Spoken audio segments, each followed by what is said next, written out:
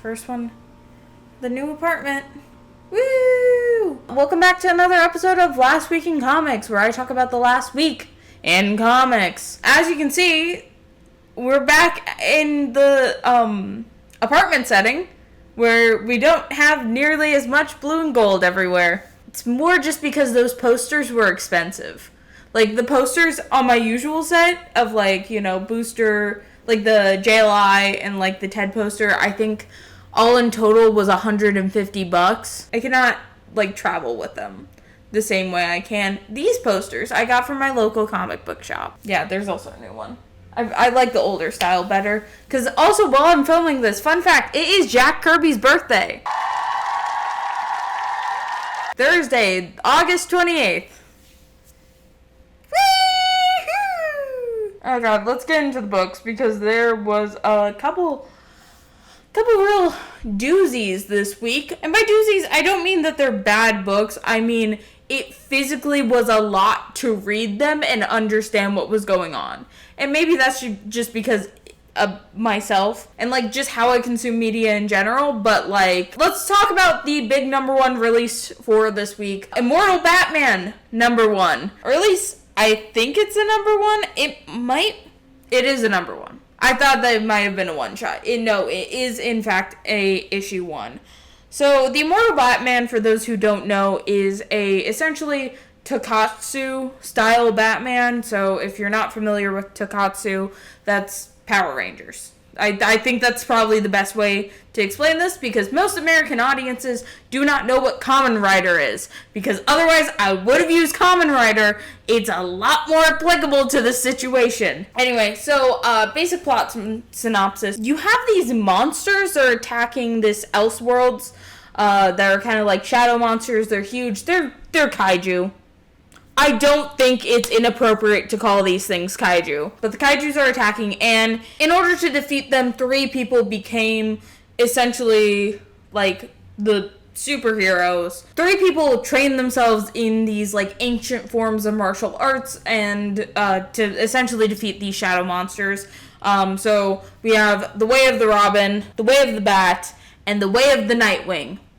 Now, why the fuck does, a kind of Earth-adjacent thing have Nightwing? I could not tell you. I could not fucking tell you. What I also cannot tell you is why the mantles are being passed down so weird. So, in typical Batman fashion, you have Bruce Wayne as the main Batman. His mantle gets passed down a couple times, but it ultimately goes back to Bruce Wayne. And then for the Robins, you go Dick, Jason, Tim, Stephanie, back to Tim sometimes, but not always. And then Damian. And then for the Nightwing, that's just Dick Grayson. So I don't know what we're doing here. In this universe, okay, so we're not sure who passed down the Batmantle. We kind of get a hint of it at the end, because that person is trying to hunt down Bruce Wayne for abandoning his post as the Tokusatsu Batman, or the Immortal Batman. And his last name's Elliot. I'm not that versed in Batman to know who that is, so if you do know who that is, please put it in the comment section, because again, I'm not that well versed in Batman. But for the Mantle of Robin, it actually got passed down from Stephanie Brown to Tim Drake. And I guess there's an implication, at least for that one, that there was a sort of Robin before that, because when they're introducing them and who named them, they use male pronouns for both Robin and Batman, but not Nightwing, which we know that the person who passed down the Nightwing mantle to Dick Grayson was Harper Row, which, okay, I guess. This universe makes me have a lot of questions, and they're not being answered in the best way, because we start out with the Immortal Batman trying to hunt down this fake Bruce Wayne, who turns out to be Two-Face, because obviously Batman's actually Bruce Wayne. And then we cut and then have the explanation for what the fuck is going on. And I do think that's just kind of a weird way to deliver information. There's other books who have to do something similar, and I feel like you either kind of let the audience live in this universe for a little bit more before you do some major plot twists like, oh, there's a fake Bruce Wayne, or you put the explanation first, because I feel like I would understand what happened in the first half of this book a lot better if they just kind of explained how the mantles are passed down, but, that could also just be a me personally thing. Like, with Elseworld situations, I either like going in completely blind and then learning as we sort of go through this universe, or I like being told at the beginning and then kind of using that to shape my idea of what this universe is. I don't know. I feel like that could be handled a lot better. But essentially, this Thomas Elliot is going to be hunting down the immortal Batman to essentially reel Bruce back in. And I don't know. Is immortal Batman good? I think it is. I think I'm interested in seeing what direction this necessarily goes into. And I do think that if you are a Takatsu fan, this is probably the best way to get into Batman. But it does leave some stuff to be desired that maybe we'll get more of an explanation into issue 2. But, okay, you're, teasing us, ooh, Stephanie Brown, ooh, Harper Row. I think there's also a Cassandra Cain mention in here as well. I could have sworn. I do think Immortal Batman's good. I just think that, maybe we need to, it's putting in a lot of droppings that, I would want to see more of from a complete book. I don't know, I just feel like a lot of the world building, it's still in its infancy, so I can't, judge it too much, but, it is leaving some stuff to be desired for me personally. Next on the list, I'm kind of talking about both of these books at the same time because they both have a very big issue that I would like to talk about, which is called Not Giving the Blue and Gold Boys Their Well-Deserved Dues. So, Superman 29 came out. We got 2 whole pages of Booster Gold, so he's been trapped by Darkseid, the entire time. 2 fucking years, I guess, and then some. He's not even quite sure. And the TLDR, Superboy Prime is working with the Dark Legion, and he essentially brought Superman into the dark future in order to trap him, essentially. He goes, saves Booster Gold, now they're gonna go fight out Darkseid. We all kind of saw this coming. I just don't know why it took so many issues for this to happen. I thought he was coming back last month. Booster Gold should have been in and involved in this event way sooner than what he has been, because we have the entire Dark Tomorrow special and Booster is nowhere to be fucking seen. Not even a tease to him, despite the fact, again, he was on most of the variants. He's been on most of the variants for Superman, and we're still having this same problem. And, it's terrible to be a Blue and Gold fan right now, because then you go over to Justice League Unlimited, okay?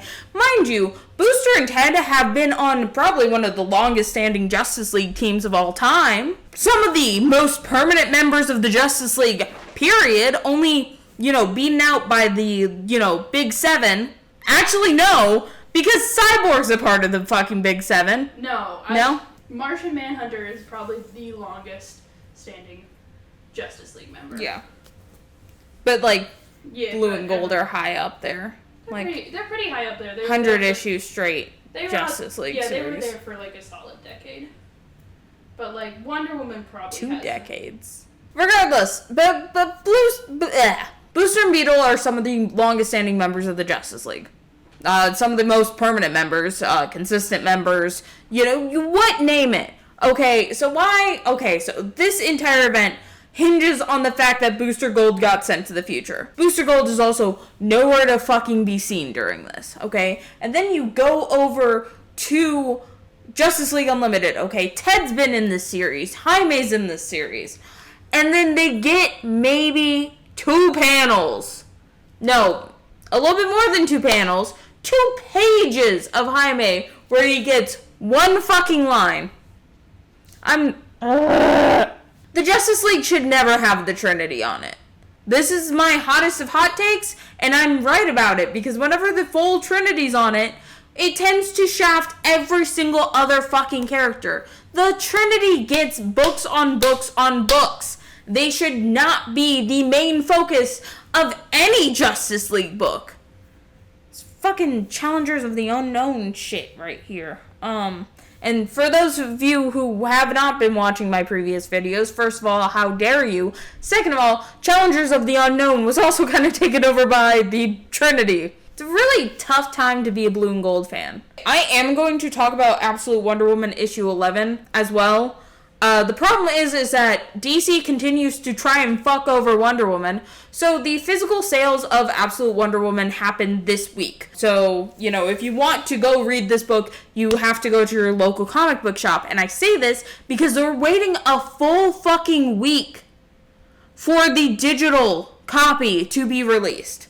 Now, for those of you who don't know, that is how the majority of pirating sites today get their issues. It's no longer a scanning thing. They are taking it from someone buying a digital copy and then posting it online. But when you have a book like Absolute Wonder Woman where you know that DC has been shafting it this entire time because they always put it at the end of the month and give it maybe less than a week to prove its sales, to have then half of its sales, probably most of its sales, because not many people have a local comic book shop buy them, to have most of their sales then get shafted to the next month, that's fucking despicable. I do think that Absolute Wonder Woman, if given a fair shot, would beat out Absolute Batman in a landslide. It's already beaten out Absolute Superman. It's beaten out fucking every other Absolute book that's out there. It's beaten half of Marvel's Ultimate series, too. This should not be happening, but because I do want you guys to go to your local comic book shops, if you're available to pick up this book, I will give a brief description based on what I know, because, again, I'm away from my local comic book shop, so I have no way of knowing until the, ARG websites get posted. Although I did buy 3 fucking copies. Yeah, I'm fucking keeping that book as high as I fucking can. So, Diana has finally found the one and only Amazon who's still alive, Io. It's I and then an O. She has found her. That is what's at the end of the maze. And it seems like that Io, from the few pages I've been able to see, has no idea what happened with the Amazons. And we are getting into some intense fucking shit. And this is why Absolute Wonder Woman is the best Absolute book. It's the best out of both Absolute and Ultimate. It is one of the greatest, Wonder Woman books of all time, despite not even being a mainline Wonder Woman book. I'm not going to say much more because, again, it's not on the ARG websites, and I want you guys to go out to your local comic book shops if you can to buy it. So please, go and buy it. Go to your local comic book shop if you're able to. Again, if it's not that far of a drive, it'll probably only cost you $7 total to go get this, and that's me trying to calculate gas in my head. But yeah, go read Absolute Wonder Woman when it comes out. Speaking of other good Absolute books, but again, not on the same fucking tier as Absolute Wonder Woman, Absolute Martian Manhunter issue 8. Luckily, unlike Absolute Wonder Woman, got their digital copy out. Sorry, Absolute Martian Manhunter issue 6. I got it confused because... So, this is kind of the last issue before the big break. Absolute Martian Manhunter originally was only pitched as 6 issues. It then got extended out to 12 because of how good the sales were and how good the press were about it. And I am very happy for Den's Camp, and this last issue really does prove why this is the second best Absolute book. Again, Absolute Wonder Woman is just something fucking else. But, so we kind of get the wrap up of the conflict between the White Martian and the Martian Mindfucker. And essentially they have this glorious battle that I think you should just read. Because, again, I cannot properly describe what happens in Absolute Martian Manhunter without, showing you basically every single page. So you might as well just fucking read it. I honestly am so glad now that it has been extended past 6 issues. Because if they left us on the cliff... So, spoilers, but... The cliffhanger that they leave us on is that something else is possessing John Jones's son. We're not sure what. We have another Martian vision panel where, you hold it up to the light and you see through the pages. We're not sure what's possessing his son, but it is something. If that Absolute series ended on that page, I would have been banging on Scott Snyder's door to ask what the fuck is happening next with that book. So I'm so glad. So for those of you who order and subscribe, who have pull list orders, it's going to be a 2-month break. So that they can start publishing the rest of the Absolute Martian Manhunter. So we're getting another 6-issue arc, which is really great. I'm really happy that this book gets to continue. Okay, I'm gonna let you guys know what's happening at my college.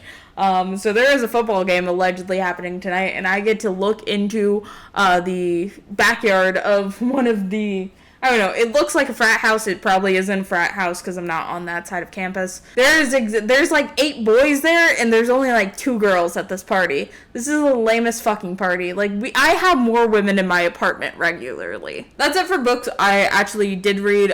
So let's go on to books I didn't read.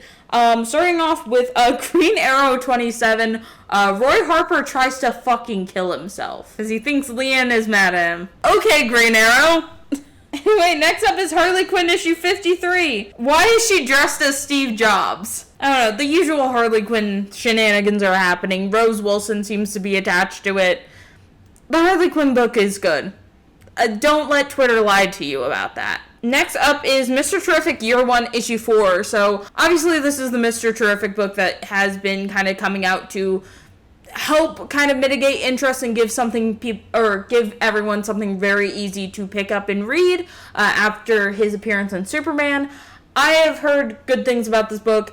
I think that personally for me, I'm going to do a full review once the full mini is out. We're on issue 4. There is going to be 6 issues total.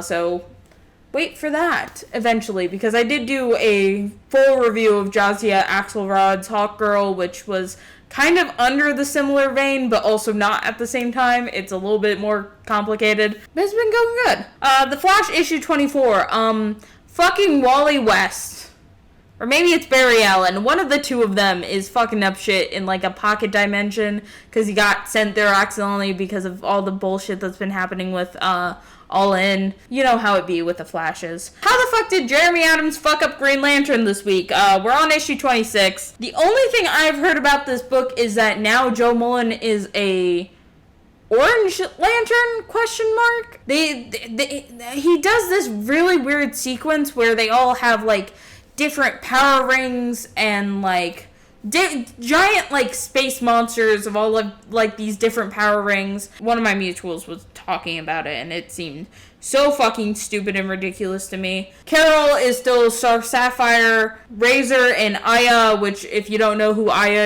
is, she's the fucking...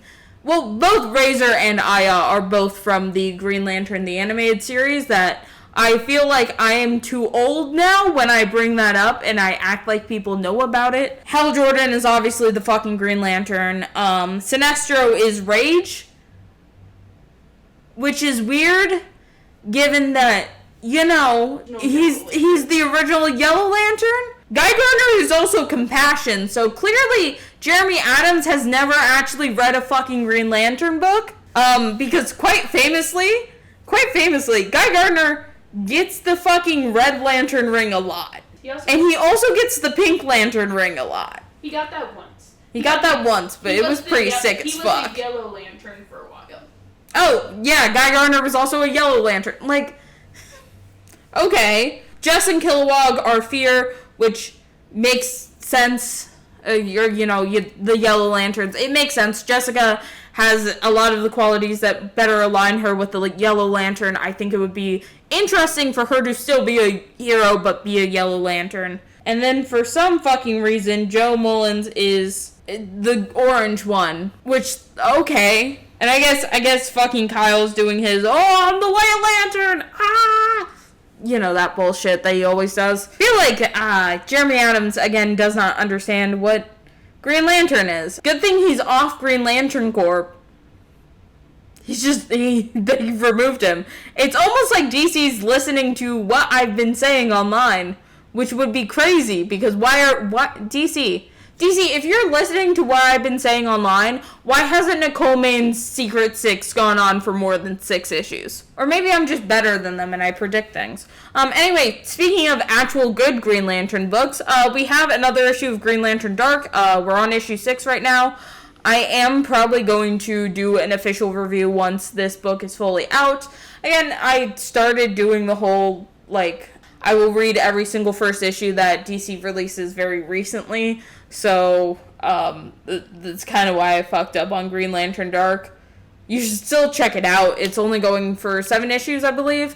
So next month is going to be the last one, and I'm sad about it because honestly, this book fucking rules. Anyway, that's kind of it for DC right now. From the indies, the first one I want to shout out is We're Taking Everyone Down With Us. This is one of the indies that has been on my pull list since it released. I think the concept of a girl kind of trying to navigate life with this robot is very interesting, especially when they go on a killing spree. Issue 5 just came out. I should have done a full review of the first 5 issues. Maybe I still will. I just started school recently, so everything's a little bit weird and in flux. Ooh, and then I want to shout out from Dark Horse, The Oddly Pedestrian Life of Christopher Chaos, Children of the Night. This one is written by Tate Brombald, the current writer of both Batgirl and Green Lantern Dark. So if you want to see more of his work, go check out Christopher Chaos, the original series, and now the sequel, Children of the Night. I've heard amazing things about it. And then from my favorite publisher, IDW, we have a tie-in comic for Star Trek Strange New Worlds called The Seeds of Salvation, which I've heard mixed reactions about Strange New Worlds, mostly because they try and make Spock straight. Like even more straight than he was when they were like, oh, him and her are a thing in the 2009 movie. And then also for my IDW, Beneath the Trees Where Nobody Sees, Rite of Spring, issue 2. Stack has not read the first issue yet, so I have I've heard good things from Beneath the Trees. It is more of a horror comic. If you want to read the original series, I do believe it's all on Webtoon, which is kind of crazy. So it's very accessible, it's very easy to read, because I know that every so often accessibility in comics gets brought up, and people don't realize that comics are probably the easiest media to pirate, just period. And last but not least, from Mad Cave, Speed Racer issue 2. Speed Racer! I'm just glad that Speed Racer is getting more stuff, and I want you to go watch the 2008 movie directed by the Wachowski sisters. That shit was good. Don't let anyone else tell you otherwise. Anyway, that's kind of it for Last Week in Comics. Expect more of this set for the next, year. Up here is the next video for you, is an episode of Ash and Their Fantastic Friends, my live show I do every Saturday, 9 p.m. EST. Is another episode of Last Week in Comics. Is it one of those YouTube videos I keep promising? Is it a YouTube short? I don't fucking know. They don't fucking tell me. Tell me what your next recommended video is in the comments. If you even made it this far. I think only Nemesis did. And Nemesis watches everything, so we all know this. Down here is my playlist for Last Week in Comics. I've been doing this since November 2024. So if you want to find out what almost the last year in comics has been, go down here. And then over here is the subscribe button. I will be posting more videos, hopefully soon. I know that I was promising doing a video on collecting comics. Although I don't have my collection here with me, I feel like I still can talk about it. Mostly because I do have a local comic book shop that's pretty close by me here that I like going to. Shout out Queen City Comics. And so I can at least get comics fairly easily. And obviously the Wyatt Wingfoot video essay, we are starting work back on it because I have fallen down a Wyatt Wingfoot hole. And then they had 2 more small cameos of him in things. So now we're fucking, everything has to be Wyatt Wingfoot. Including Wyatt Wingfoot over here. He's been missing from my set for a while. But yeah, that's it. I'm done. I want to go water balloon some frat boys. We don't have water balloons. I will find water balloons. And cut.